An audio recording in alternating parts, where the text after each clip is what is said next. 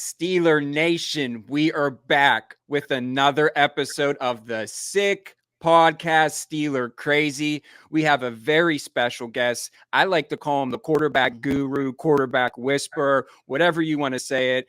But this guy has been training with Kenny Pickett in the offseason up in New Jersey.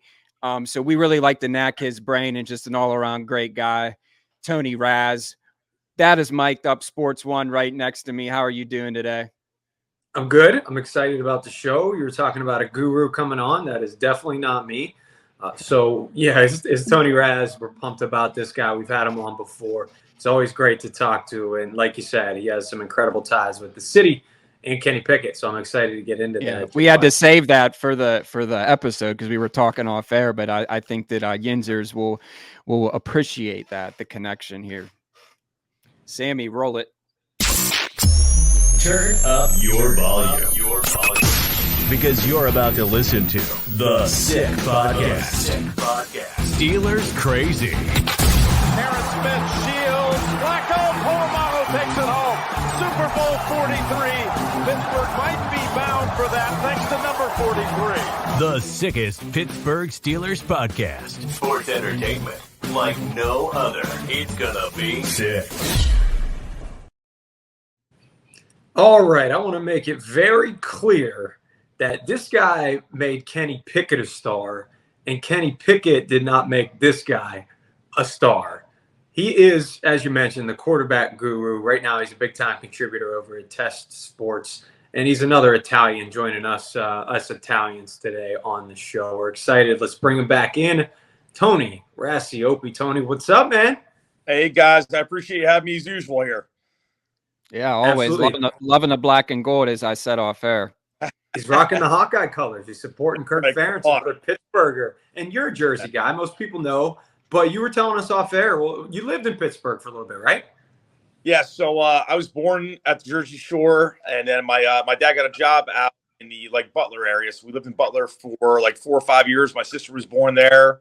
Went to Pitt games, went to Steeler games, went to Pirate games, and then we moved back to the Jersey Shore a couple years after that. And it's funny, I never really got back to the city until, Kenny was there. I think maybe his sophomore year at University of Pittsburgh is when I started going out to see him play. I coached in the fall. So once our season ended, early November, I would shoot out and try to get a game, that last week or two before Thanksgiving break. You never really developed a Yinzer accent. You still got more of the Jersey accent for what it's worth. It sticks. Hey, let's get into it, man. I saw on Twitter, it wasn't too long ago, you wished Kenny Pickett a happy birthday a few days ago. You tweeted, "There is no harder worker in the sport while remaining a class act." I think most know that, but we got to know, what'd you get him for his birthday, man? Just a tweet? Right now, yeah. What do you get a guy that has everything right now, right? So, yeah, that's true. I'll see him actually Monday. So he has a foundation called the Maya. Was his cousin who passed away 10 years old from cancer, which is really sad. So it's a foundation, obviously, that he works with closely. It's very close to his heart. So we have a fundraiser here on Monday. It's like a golf thing and all that kind of stuff to raise money, obviously, for that. So I'll see him Monday. It's a great cause and a great gift. No question about that. Great thing to support. So I want to talk a little bit about some personal encounters with him before we get into the X and O's and the on-the-field stuff. So he's a Jersey guy, obviously. You guys didn't grow up very far apart. You told us before that's kind of how you met and started this professional and personal friendship and relationship. So I'm sure you spent a lot of time back home this offseason. Were you guys hanging out, barbecuing? Were you able to catch up outside of the gridiron? I think so. I mean, the nice thing for me this year was that, I had another 7 guys this year for the NFL draft that I trained. All 7 guys got into camp, which is awesome. 7 for 7 this year. Sean Clifford. Thank you. Sean Clifford was 5th round who I had this year, so I had another guy drafted, which is awesome. So I would have those guys up until 1 o'clock, and then I would have him at 1:30 to whenever the rest of the day. So him and Tim Boyle, who's backup guy in the NFL for a couple of years now, who's now with the Jets. Yeah. We were together almost every single day. So it was kind of nice because you can kind of catch up on things and catch up on life and then get to work, and then And then after that, talk about whatever you talk about. So, I mean, he worked his butt off this year. He was probably like 213, 214 pounds in the year, which is really light for him. Usually even at Pittsburgh, he played it usually like in the 220s. Yeah. And that was one of his goals this offseason, was to get bigger and stronger. And, A, to stay healthy, and B, to take hits through the course of, offseason and 17 regular season games and God willing, multiple games after that, right? So that was the goal of his, and he's always been a kid of, whatever his goals are, he's going to work towards them every single day, and that son of a gun usually hits him. So he was 226 at the end of this kind of training time before he went back to Pittsburgh to start, the mini camps and the OTAs and the offseason stuff, and he's pretty good around 226, 225, which usually means you're playing at 222, 223, obviously when the season starts, right where he needs to be. I guess those barbecues helped, even if they weren't always with you. He was taking out some food, Jordan. Yeah, definitely. So what did you think, like, I like to call you the quarterback guru. When you were talking to Kenny, like what was it this offseason? Maybe something specific, a couple, I'm sure it was multiple things, but what did you see that he needed to work on, and, your expertise and everything that you do? How were you able to, see that blossom? I think, really it's three main people, right? So it's Coach Sullivan, who's the quarterback coach of the Steelers. Yeah. Things he needs to work on from him.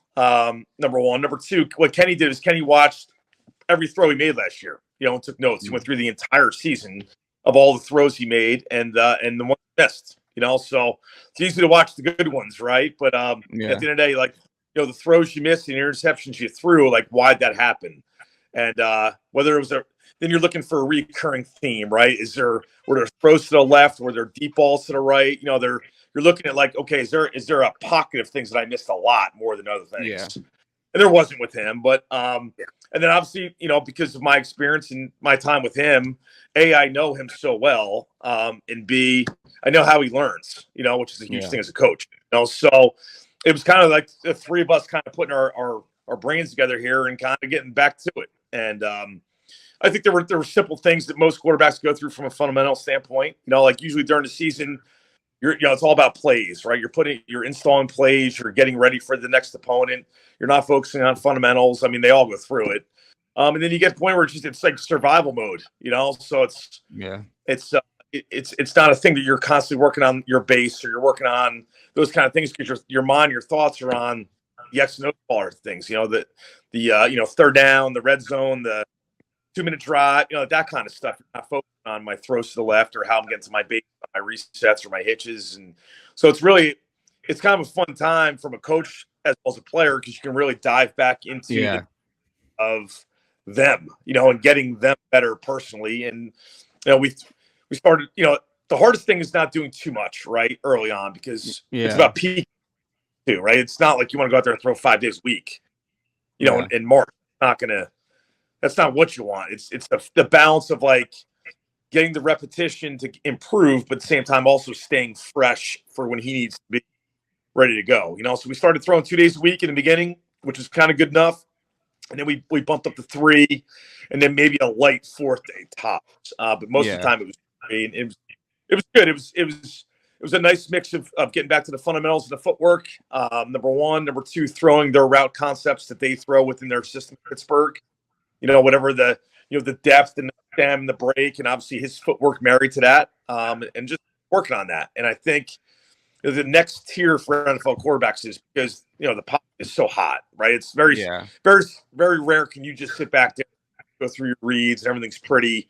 You're moving, and I think they have to understand, like, their timing, if that makes sense. So it's like, I always say it's the three things, right? So it's on time, which is what you want to be.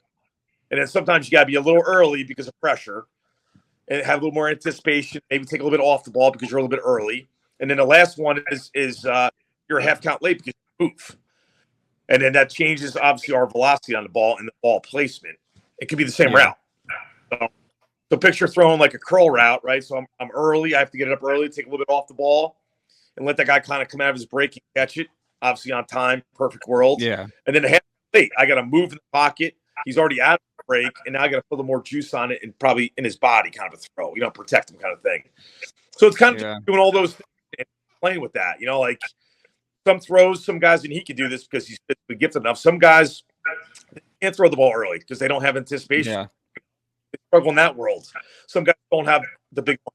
Some guys don't have an NFL arm where if they're half count late, now that guy's now covered to me. That's not a viable option to me in offense. That's that guy's covered. I'm moving on to the next guy. And you need to find that out about yourself, So I've always said to different quarterbacks, different things are open, right? Depending on their ability. Yeah. Were you guys with Mike Sullivan a lot of the time, Tony? Was he zooming in? Or were you guys with Mike Sullivan? No, not at all. Okay. So it was really, I never really had a prior relationship with Mike. I've trained other quarterbacks who have played for Mike at some parts in the NFL because he obviously with the Giants for a little while there. So Davis Webb, who's now the quarterback coach for Denver Broncos, is 6-year client of mine. Was with him through his entire NFL career. Was his ops coordinator at the New York Giants when he got drafted. So there's a connection there with me and him. But I honestly never met him in person. It was more of like through Kenny being like the main guy. And now I went out for an OTA this year. Grabbed dinner with Kenny before, and then went to OTAs and spent the whole day, in meetings and being around Coach Sullivan, which was great because it was like an in-person, face-to-face kind of like I know you, really talk to each other and change numbers. Moving forward, that's to me that's how I've always kind of handled my business.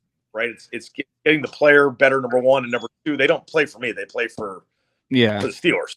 It's getting what they want, not what I want. And also, it's working within that world, right? So that's his coach, so it's kind of helping his coach him in the offseason. Definitely. What have you noticed the most about training with him, this time and then as opposed to last year? Well, it's the unknown versus the known now, right? So, last year was like, this might happen. This, this is kind of how things go. Like you kind of have a feel for it, and obviously all the experience I've had over the years with all the NFL guys that I've had. But until you do it and you run the race, you're not really truly sure. So it's such a comforting feeling now for him because he's been through the offseason. He knows how things are run. He knows the installs. Now it's just time to get to work. Yeah, just and listen, at the end of the day, he's the starter now. Like last year, he was not. He was good point. Sometimes, as you guys know, and we talked about this last time, like when you're a pick, some organizations just give you the ball day one and you just go learn, kid. It happened for him. He was third string. So he wasn't getting a lot. He was just trying to figure it out and learn from Mason and the reps that he did get, try to learn and which is good and bad, So I sure it's kind of neat. And again, the OTA I went to was awesome. It was like watching the University of Pittsburgh again. It was him in charge, and him run the show, and him run the huddle, and get another rep with a guy. And if he didn't like a certain route, he called the guy back and threw it again. And so that's that's exciting for him. I think now we can really take another jump because of that stuff. Yeah, definitely. It's all great stuff, though. Gotta love it. What are your expectations, for him this season? I think if, I know Kenny, covered him the whole way, through Pitt and out of the Steelers. I know he would say a Super Bowl, but what do you think, is there like a certain something or just to go out there and prove yourself? Year two as a quarterback is such a pivotal year in a career. That's when things, it's like, okay, your rookie year, you're going to have a lot of bumps in the road. But finish strong, the 2-minute drill king. I like to call Kenny.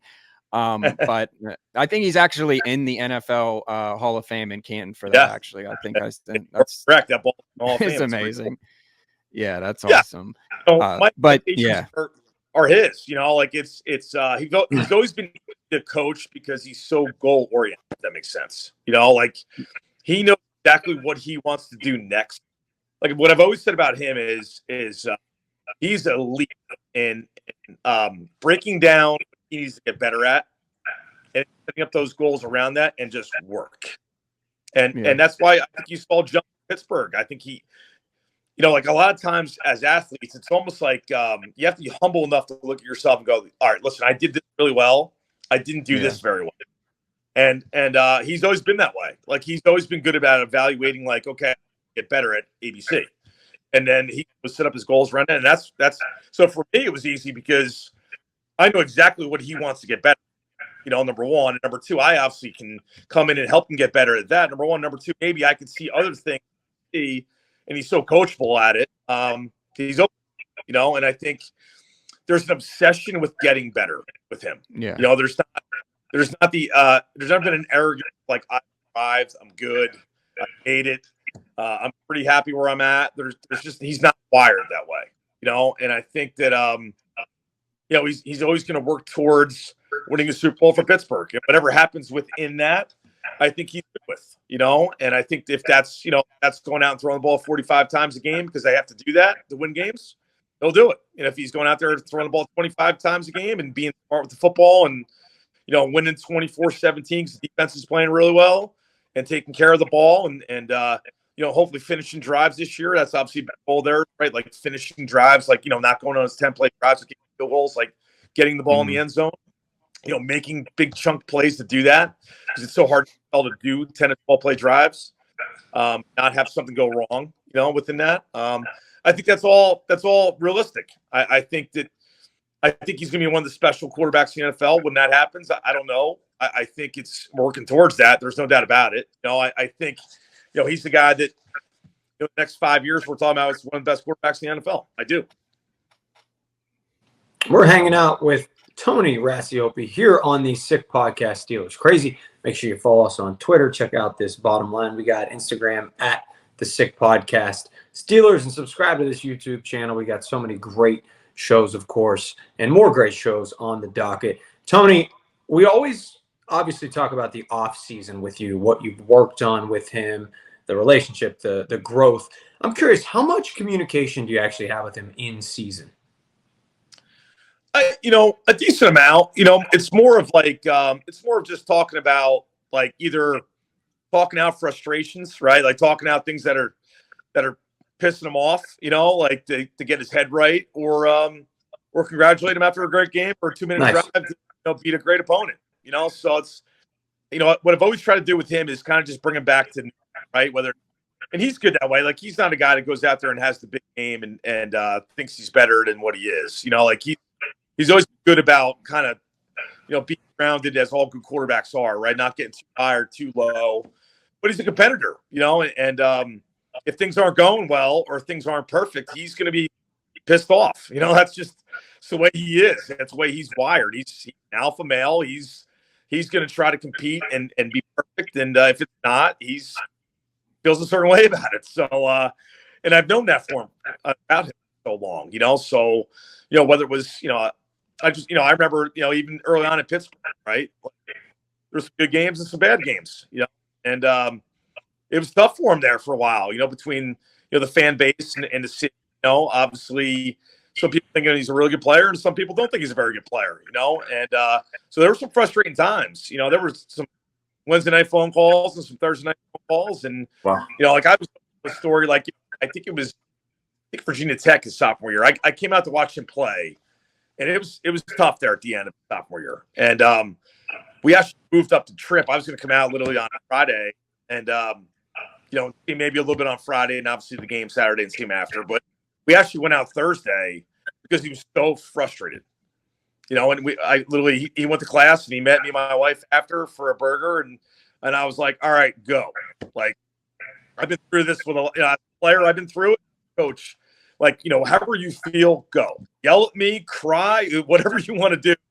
Just, like, get it out. And, it was like 2-3 hour conversation, but I could tell, like, it was a deep breath, and I saw that in them. And they all need it. That's why they have circles of people in their life, whether it's family or close friends. And obviously, he's as close as possible to me, as somebody can be, So it's kind of just being there for him through the ups and downs. And it's obviously – it's easy to be there for the ups, right?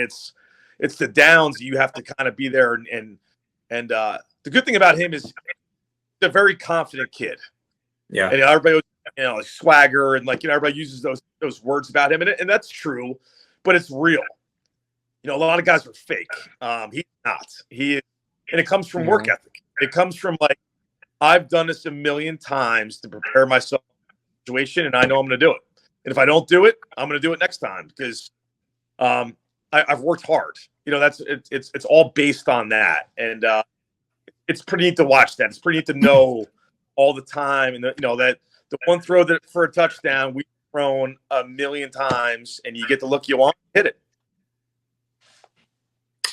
Mentor, therapist, friend, all awesome stuff. For sure, you got me ready to run through a wall. I don't know if I'm going to be able to wait 3 more I months. love it. I love it. Let's talk about you really quickly before we wrap this thing up. You've been doing this a long time. You're a player as well. Talk about your professional growth. What's different in your teaching maybe now than it was a decade ago? How have you been able to adapt and grow, maybe with this ever-changing NFL landscape too, that is now this pass-heavy game opposed to the 90s and early 2000s where you're just running the crap out of your bell cows, and now you see this wide open game. So how have you grown professionally throughout this? I'm really curious. Great question. I mean, the cool thing for me is that I feel like because of my playing career, it's only helped me as a coach. Because I've been, the Division I full scholarship guy, right? So I've been a highly recruited guy. I transferred and played Division III football, which was humbling. Signed 4 pro contracts as a player, NFL contracts as a free agent. And I jumped into coaching high school ball.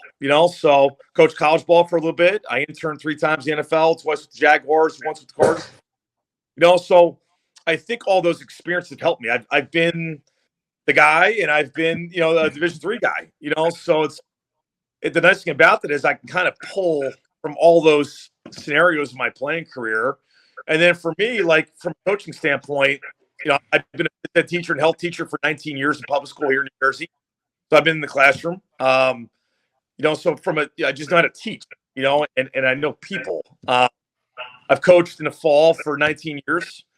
Which I think has always helped me. I think that's always kind of helped me separate myself from a lot of guys that train quarterbacks in the country, especially the good ones at it, is that I coach in the fall. I'm watching the fall and I'm installing stuff, and I'm the X and O side of thing I'm on top of because I'm doing it. I've coached the high school now for 6 years. We've lost 7 games in 6 years and had 71 Division I kids. So helps me to be a better coach all the talent I've had around me. But the good thing is that I've had different things throughout the year that I have to do, and it's only strength, working with the quarterback. And I've had high school kids, and I've had college guys, and I've had pro guys. Also, it's kind of a talkative guy.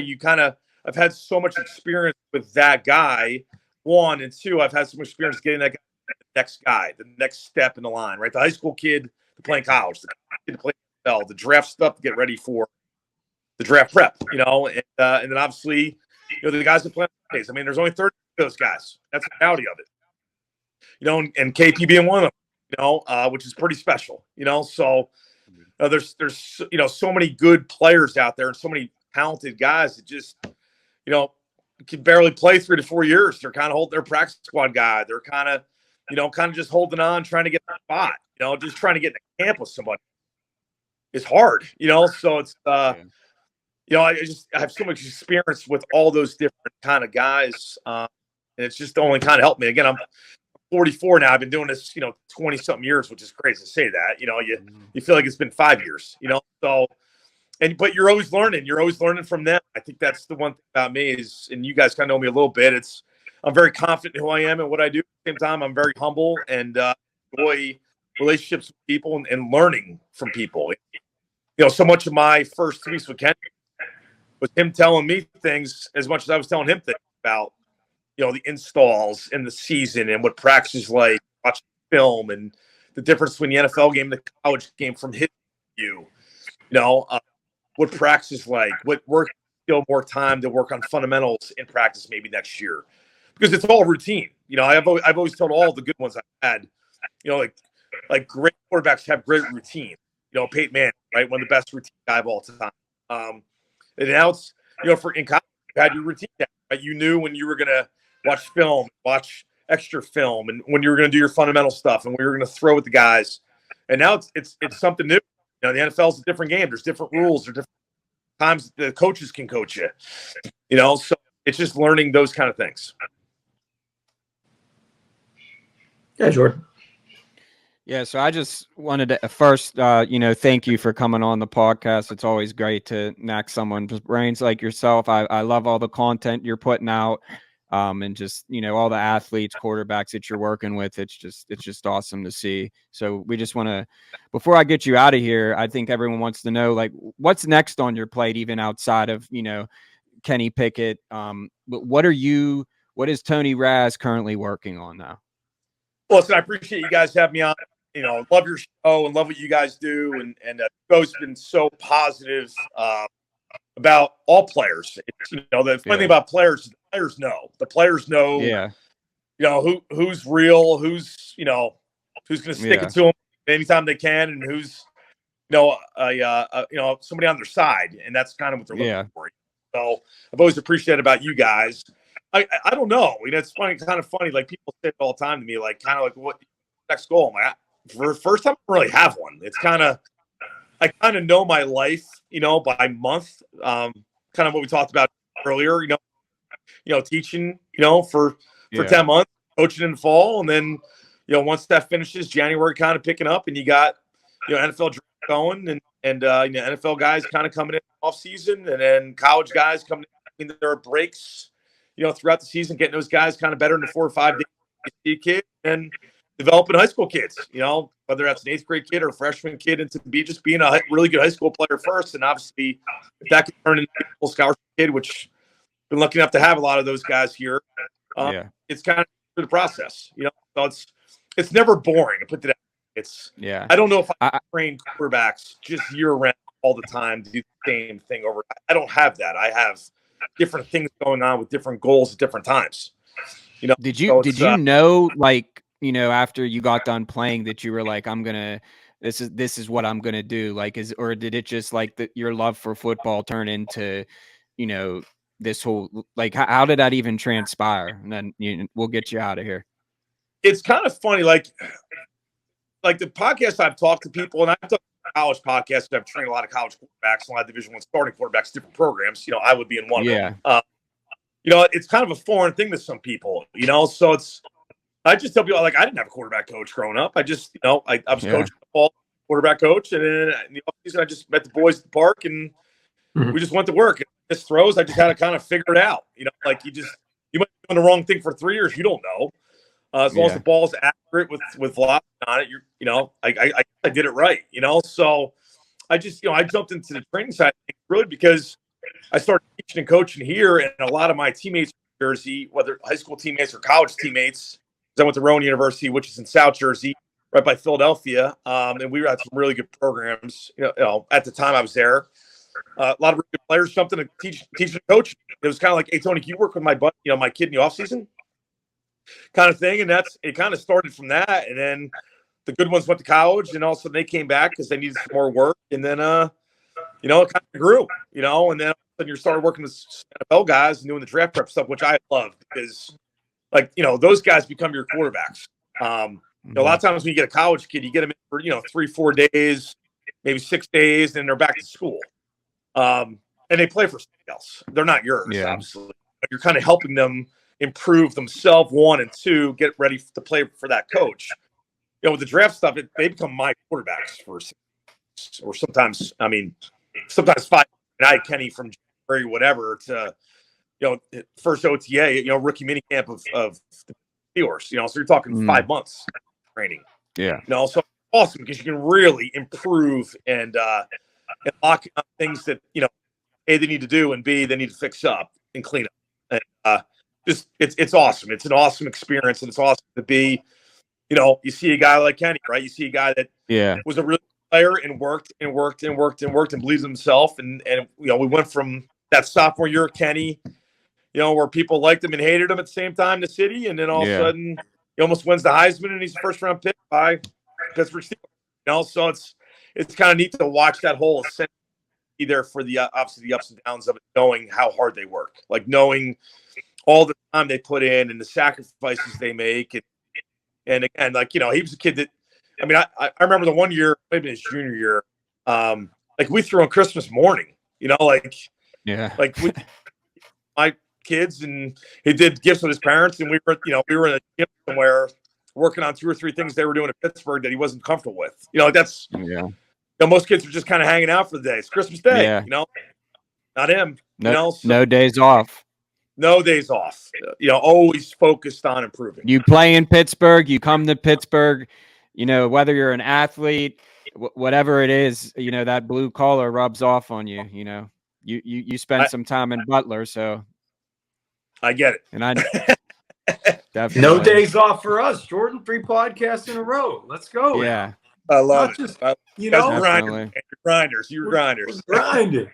That's what it's all about, man. I tell everyone we all get 24 hours. It's just how you choose to use it. So definitely love to see the growth and just be a part of it. And again, we really appreciate you coming on the show as always. You're a part of the family. Like Mike said, us Italians got to stick together anyway. So shout out Tommy DeVito. Shout out Petrus. Shout out Sean Clifford. Shout out Pickett, of course, man. We're paying attention over here. Come on now. All the boys. So, football geek over here. I think the cool thing this year too is all those guys came to train with us in the off season for a couple days, and it was neat to see. It was neat to see kind of Kenny put that together and everybody show up and put work in and spend time, bond, and it's a neat group. It's gonna be fun to see those guys kind of all grow together, obviously, into hopefully a Super Bowl champion team, right? And him kind of leading the way. And I think we'll see everybody again for probably 3 or 4 days out here in Jersey once these guys kind of break. Probably sometime in July, and then back. And next thing you know, before we blink our eye, they're a training camp getting ready.